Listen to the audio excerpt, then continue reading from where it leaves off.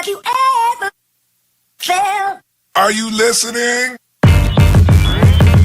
Damn.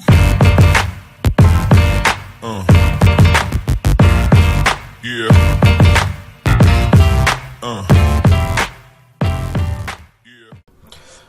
Hello, One Wrestling fans and seg heads. Welcome to the 15th episode of Sunday Segue TV on OneWrestling.com. And it's the one man with no Instagram, Kinny Killa, the no shady Tom Brady. We are Sunday Segue TV. How you doing, Brady?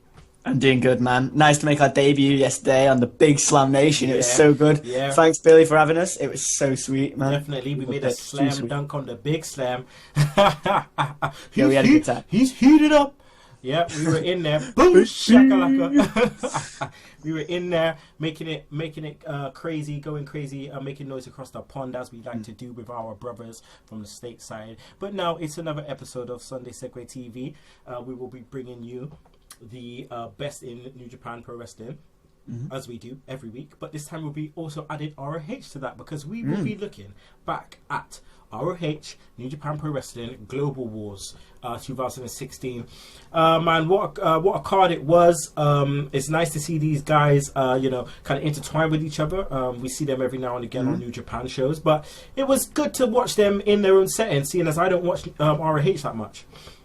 Yeah, real good, because we watched On a Rising earlier this year, which I thought was really, really good. We had a lot of good matches on that. A lot of fun with Jay Lethal and Ignorables. We had the TV championship change. But yeah, good show. I enjoyed it overall. I thought there were some decisions that I personally wasn't too into, but I thought it was a pretty good show, and just in general, fun watch. Yeah, that's what I'm all about. So we're going to go through the card now, and I'll shout out the results from War of the Worlds tour.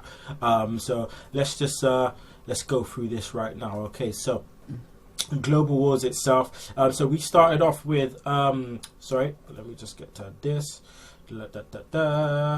Right, so we started off with Dalton Castle, ACH, Adam Page and Roderick Strong in a four-way match. It's a four-corner survivor match for the number one contender for the ROH World Television title, which is held at that point in time by Tomohiro Ishii. So again, Dalton Castle is a nice chance for me to see him again. We saw it on a Rising, and what a flamboyant character this guy is. I think the right man won. I think Dalton Castle, now they need to really start pulling the trigger with him, because he's doing so well for the past year or so, and he's really got better and better each time. He's freakishly strong. I think he's got an amateur wrestling background, which is you can really tell like he shines through. I really like Dalton Castle now, after not being that big on him at the beginning. But I think he's great, and I think they've made the right choice. And the match that will ensue, I think will be really good as well. I'm looking forward to him facing the TV champion. Yeah, definitely. I mean, I felt like the right guy won. Dalton Castle is majorly over. ACH, man.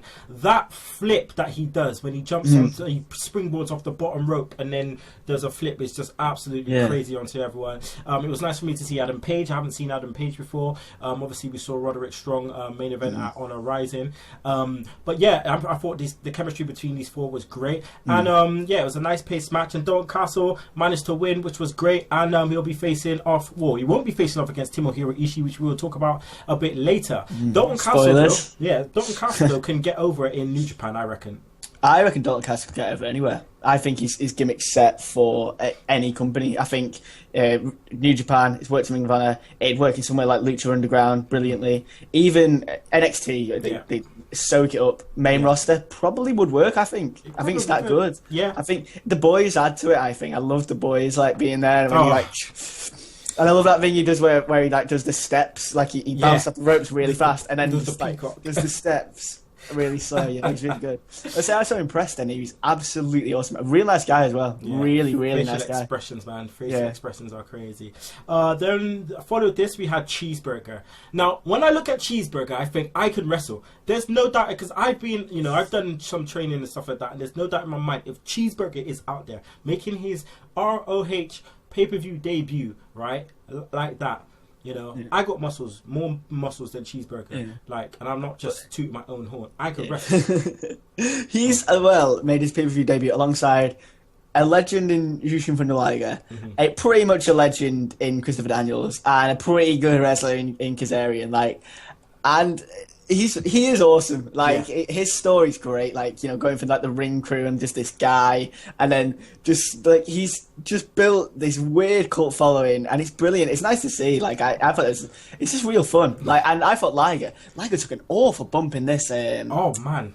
Yeah, like a dirty bump. Like, no, it wasn't not very nice. That was the only bit that I didn't really like about the match, but you know, they got the win, and that was cool. I enjoyed that. Like, fair play to the Addiction as well for putting them over. That was cool. Yeah, man. I mean, I think it's bad elimination. Is it? No, Celebrity Rehab. That's what he took.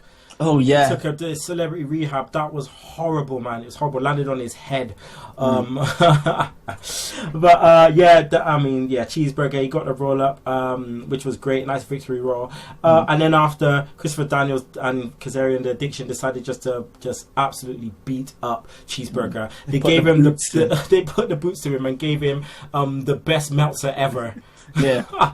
That's so cool. Oh, like, man. I was listening to Chris Jericho talking to him like the other day, and like the idea of him to do that was just so cool. Like, because the Meltzer driver was Kazarian's idea. I didn't know that. That's real cool. Yeah. I know I think the books came up with it, but he said you have to do it to me, and you have to call it the Meltzer driver. Yeah. So that's just real cool. That's real fun. Yeah, fun match. I enjoyed that. We had War Machine. Again, it's a chance for me to see Hanson and Ray Rowe for the first time as well against the Briscos. Now, the story behind this is that the War Machine have never beaten the Briscos in 4 attempts, and now War Machine obviously have the tag titles. But I thought this match was great. I mean, seeing these guys, these are big dudes, especially Hanson. He did a moonsault off the top rope. They can fly. They can fly. Like, these are the biggest dudes. They like remind me a bit of Kevin Owens Hanson a little bit, in the sense that he's so athletic for a big dude, but he's even bigger. Like, he looks like a big Viking, doesn't he? Like, that's what I always thought when I first saw him. But really good match. Really fast paced. Always is with the Briscos, really, but I love the Briscos as well. But War Machine, I think, are getting real good, and they're another one. They could go to Japan and they will be over in an instant. And the heavyweight tag title division in Japan could really use a team like them, because we're struggling a bit in a minute. We've got Gorillas of Destiny, who. We've got GBH, who we always enjoy, but outside of that, at the minute, you've not really got anything else, and so at least for maybe a pay-per-view, you could bring them in. I'd really like to see that, and I think they could bring out the best in Gorillas of Destiny, certainly. Yeah. Definitely, I believe so as well. There's a nice blockbuster from the apron from the Briscoe brothers, and then but like I said, moonsault by Hanson was just mental, and then they finished it out. And War Machine managed to take it down with the flat out finisher. I loved Fallout finisher, which I loved that. Yeah. So it was nice for me to see them like that, and they managed to get the win over the Briscoes first time. So that was Also, I met them at Preston last year. They are the two nicest dudes. Like, they're big, huge, like, horrible looking men, real nice guys, like proper sound heads. Like, I really enjoyed meeting them. Next we had obviously our man Tatsuya Naito, Los Ingobernables de Japón. Yep, our guys are facing off against Kyle O'Reilly. Now Kyle O'Reilly came out, obviously massive pop, and then Naito got a massive pop as well. He just left the title on the stage, just dropped it. Just like, I don't need this, move. Dropped it, walked out. I loved where he teased like he was gonna punch. He teased like he was gonna punch the ref. After the ref brought him into the ring. That was great. A nice stiff match between these two guys. I thought it was really good. Yeah, Kyle O'Reilly looked great. I thought both of them brought the best out of each other as well. Like, Naito's been like a 4-star match machine recently, but Kyle O'Reilly's awesome. Like, he's great. I thought it was ace. I'd love to see a rematch as well. Like, why not? Like, this is the sort of thing I think that certainly good for Ring of Honor and a good sort of house show feel. But I thought it was real good. I thought, Naito was always going to get the win. Being the New Japan talent and being the champion, he's obviously not going to take a loss. But that's fine. It didn't hamper my enjoyment of the match at all. Yeah, no, 100%. But obviously Naito finishing off with the Destano, just left took the belt, threw it up in the air, and left. So that finish is great as well. Yeah, I really, really like it, and they sell it big. Like it is a killer now. Like it's destroying people. It's cool. Without a shadow of a doubt. Next we had Kazuchika Okada and Moose with Stokely Hathaway facing off against Tanahashi and Michael Elgin. This is going to be an interesting match. Both these guys were over. The match started with Okada and Tanahashi, and the people went crazy. What did you think about the crowd? Because I felt the crowd were a bit weird. Like they were hit and miss, man. I have a feeling they didn't sound like they were mic'd up very well. Like because a few times there was massive pops, but they were massive in comparison to. Everyone else, like the Tanahashi and Okada starting, everyone was going pretty wild, but it didn't sound as loud as you expect it. It was kind of strange. I love the way they presented the whole thing now. I think it's brilliant. Like they've made it look a lot better than look at like a year ago. It wasn't looking this good. Like Ring of Honor's looking great, but they need to make that up better. I think because I think it was like 1,000 odd people, and it didn't sound like 1,000 odd people there. No, but I just think they could have got better moments with a better crowd. I don't know. The match was good then. I mean Tanahashi and Okada, like maybe like the feud of the last 5 years, like starting off a tag match on a Ring of Honor pay-per-view is crazy to me. But great stuff. Really enjoyed it. Always like seeing him.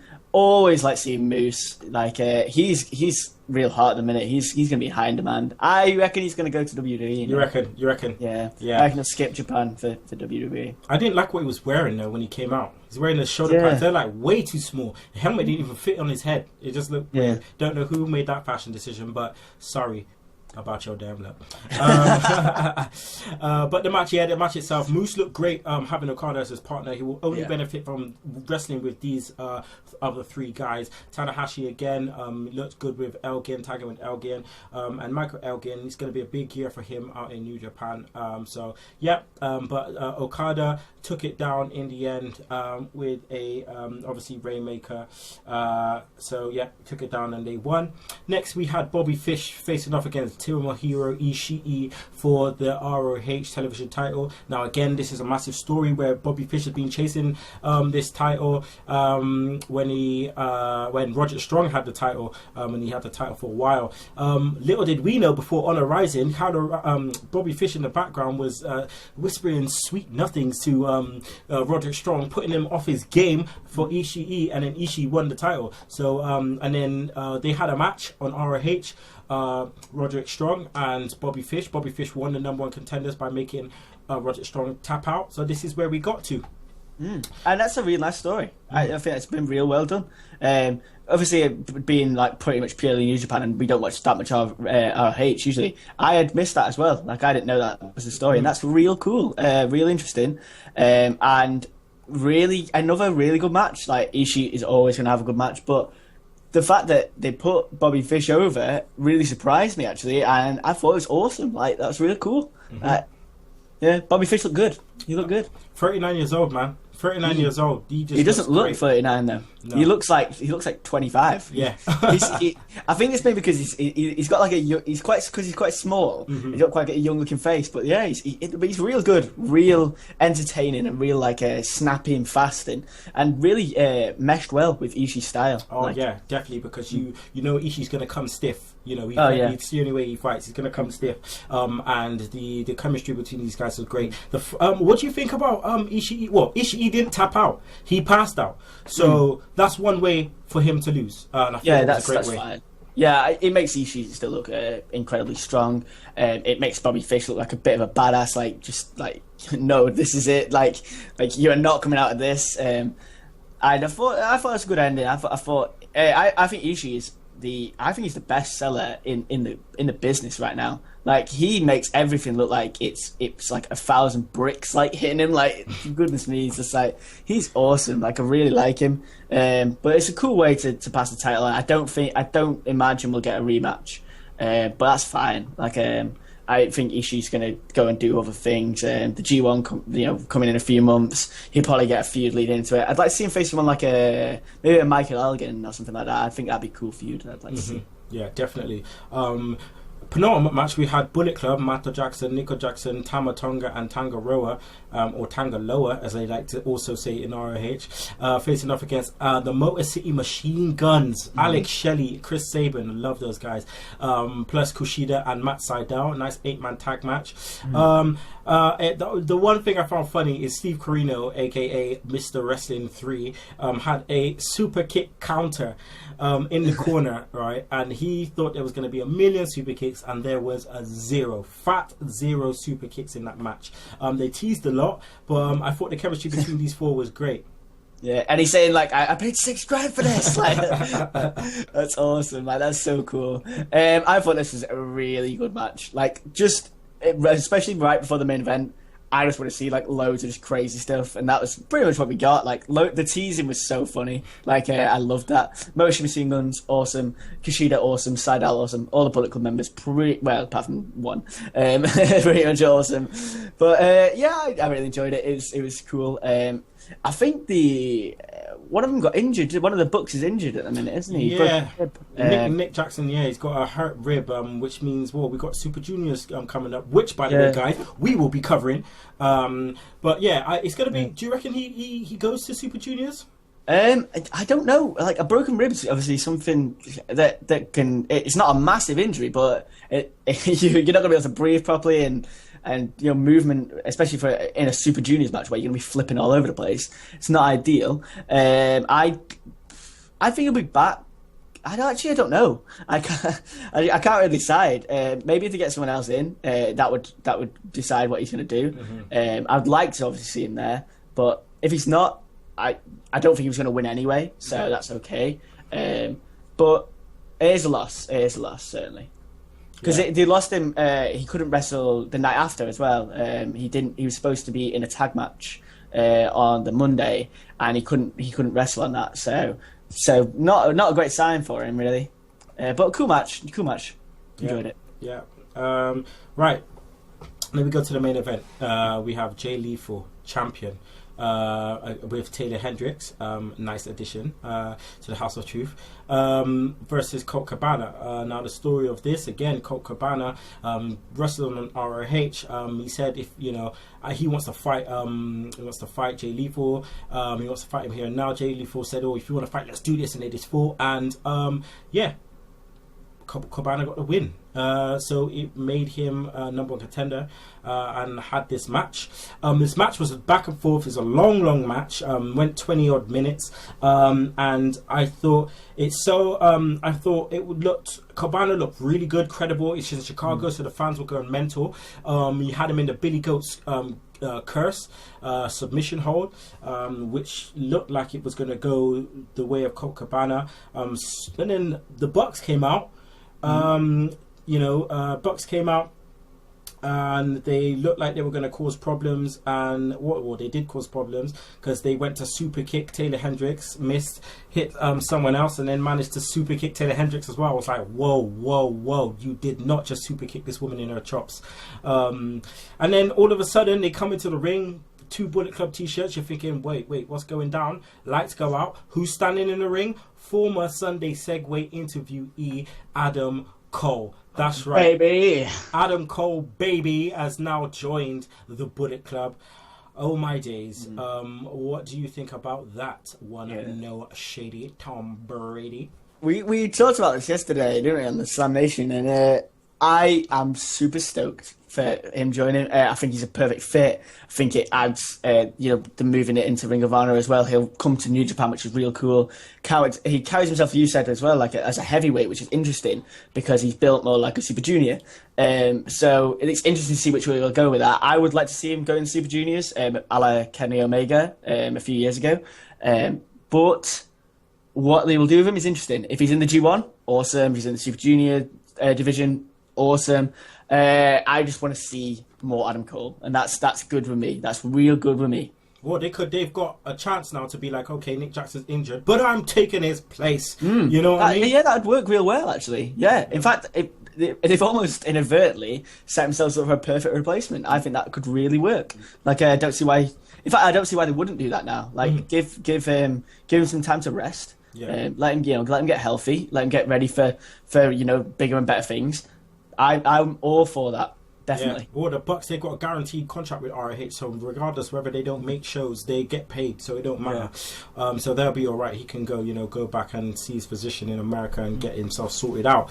But that's the end of the pay-per-view, where these guys just literally ripped the whole place apart. Super kicks, like 40-odd super kicks and whatnot. Yeah. That's when you needed the counter. They super kicked their own dad. Yeah, grim. They super kicked their own dad. It was a bit crazy. But let's leave that aside and let's talk about the Bullet Club itself now, because we're in a stage now where obviously New Japan control the Bullet Club and they control what happens and what says and who enters. So the Bullet Club now has Adam Cole and they also have Adam Page, which was a decision made by Gedo, because Gedo likes Adam Page, but the Bucks managed to convince Gedo to bring in Adam Cole, which is the right timing for me and the right timing for him, I suppose. But is the Bullet Club overexposed now, and with all these different incarnations, and has it lost its edge?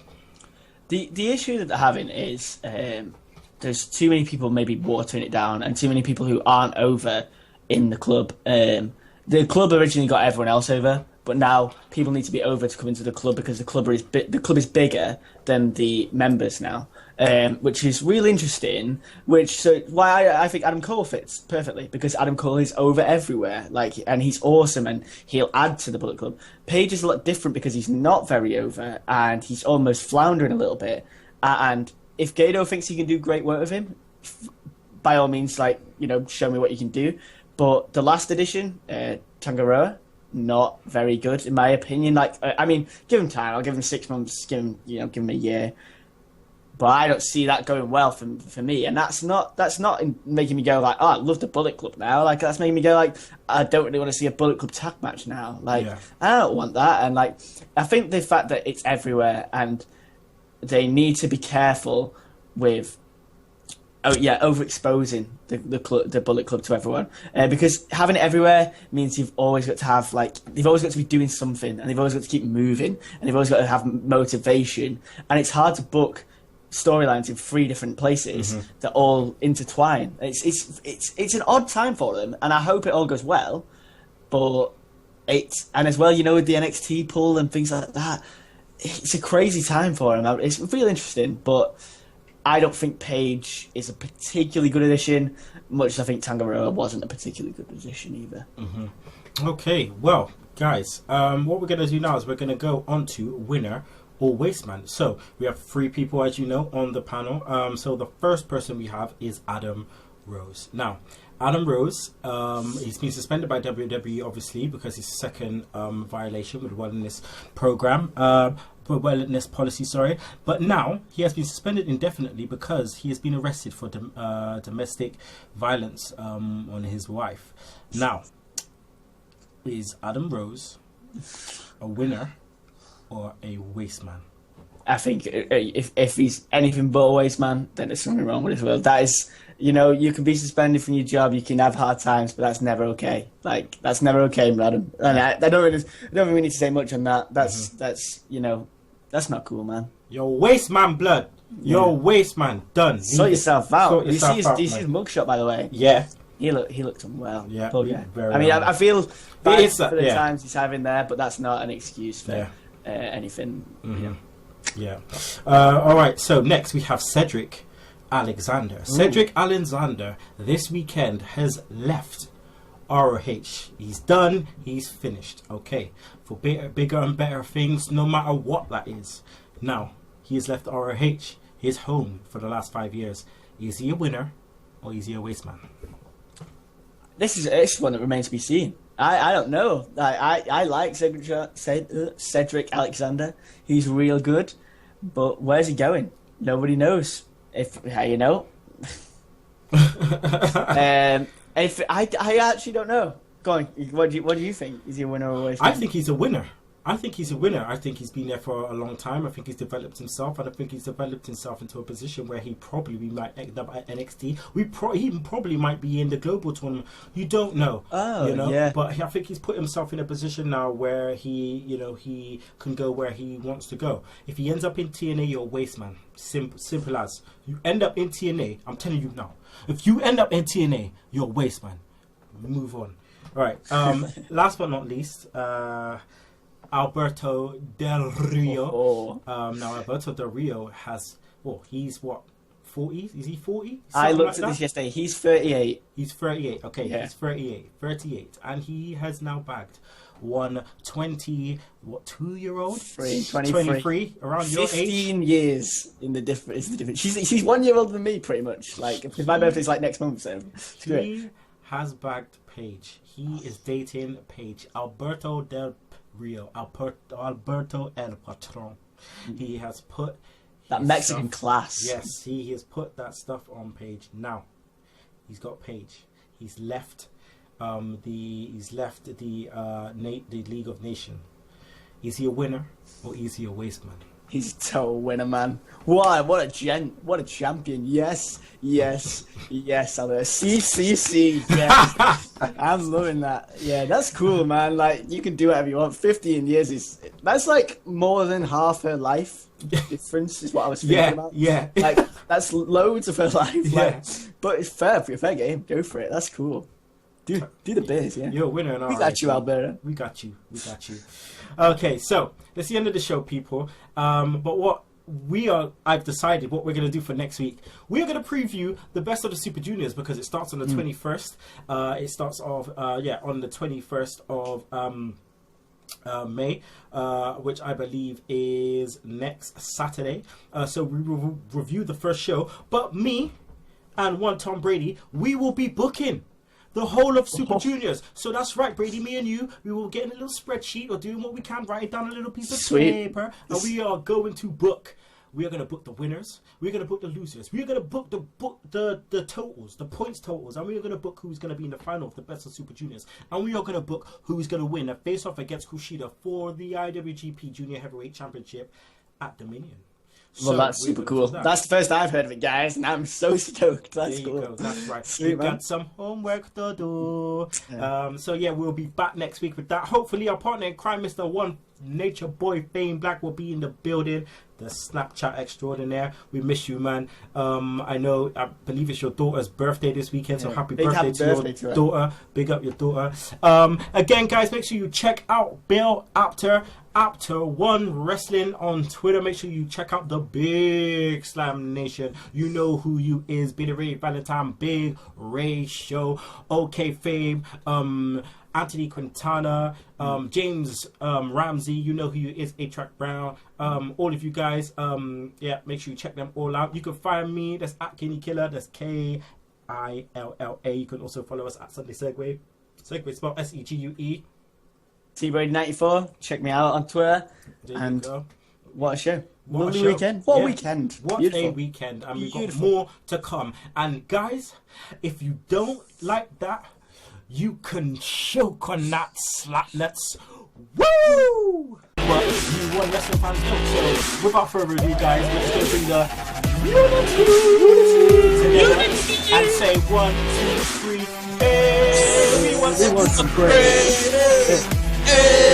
We want some praise. There you go. That's right. We're just bringing all the hot customers.